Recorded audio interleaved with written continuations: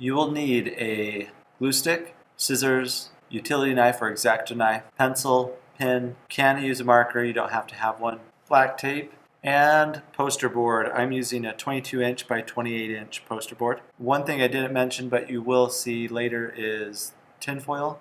I use a 36 gauge tinfoil. Step one is to change that rectangle shaped poster board into a square. I do this by bringing one of the corners to the opposite side and down at a diagonal, kind of making a triangle shape. You crease that down really well. Holding down the poster board so that it doesn't bubble up, you're going to mark where it ends. That's going to tell us what section or what piece we need to cut off. Open up your poster board and then cut along the line. Both you and the person you're working with will go to this point. One of you, however, I'm going to mark a little mark on one side of your paper. You're going to bring the opposite corner to that mark that I made. Crease your paper. I usually start in the center, it's a little bit easier. Then using your pencil, you're going to mark the edge of that paper, but be sure that the poster board doesn't bubble up on you. After you've marked that area, just one of you in your group is going to do this, then you're going to cut along that line.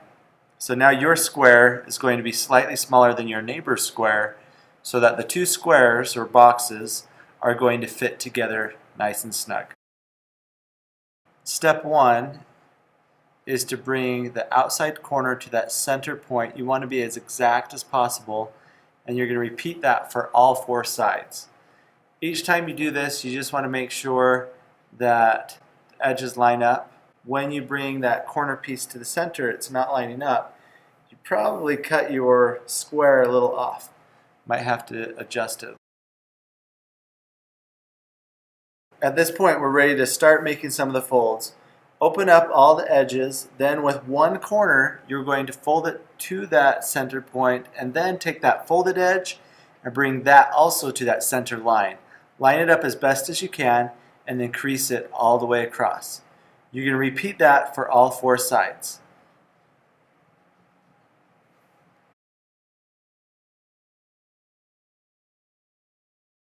Watch how fast I can go. Alright, now it's time to start cutting. Starting on two opposite sides, you're just going to cut in two squares. Try and be as exact as possible. Make sure you're cutting on the line and that you don't go past that second square in. Then rotate it. You're doing the exact opposite side. Some people try and rotate it just halfway and it doesn't work. So you got to do the opposite side. Go down two squares, cutting it as exact as possible.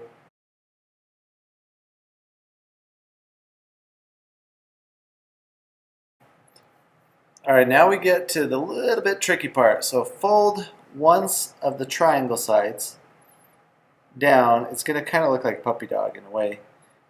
Then fold those ears in to kind of cover that puppy dog face, right? And then what that's going to do is form one side of that box. Then you're going to do that same thing on the opposite side. So again, you're going to make that kind of puppy dog face with the corner and that first square. Crease it, bring in the ears. They should line up. You might have to bring one side in a little bit more. And then here comes the fun part where we get to fold in that outside house looking shape into the inside. I crease one side so that's ready to go. I crease the other side, just making sure the whole box is going to fit together. When I know that it fits together, then I'm ready to start gluing it down. And I just have to fold down the flap that looks kind of like a house shape. I don't care if you use a lot of glue. I just want to make sure that it's glued down really well. The moisture in this glue is absorbed really quickly by the poster board. So just make sure that you get plenty glue there.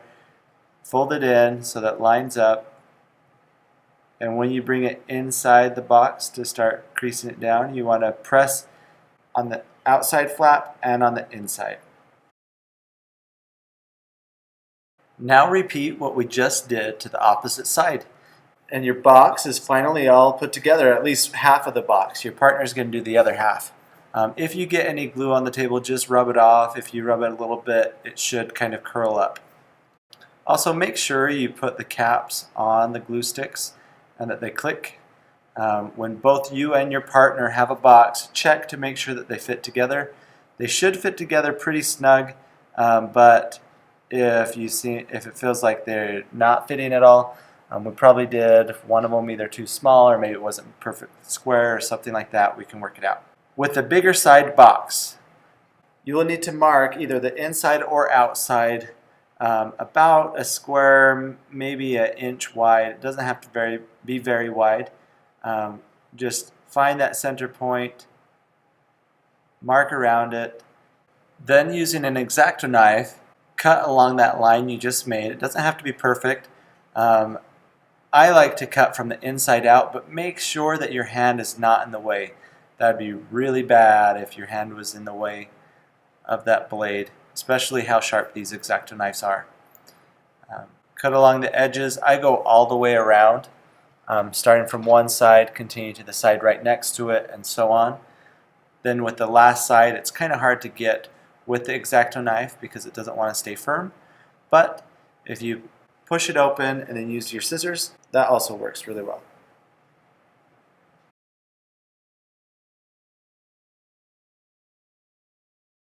All right, we're making great progress. We've got an opening.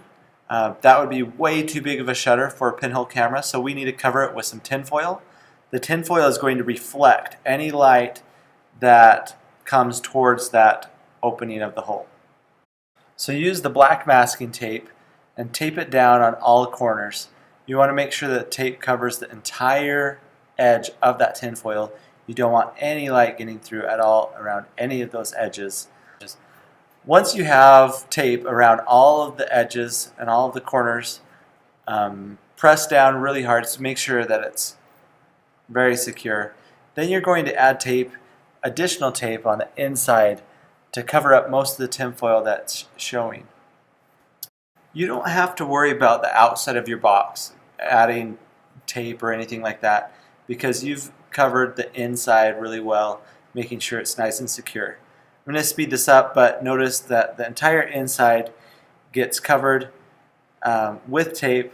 I'm not wasting tape, but I am definitely covering the majority of the space inside.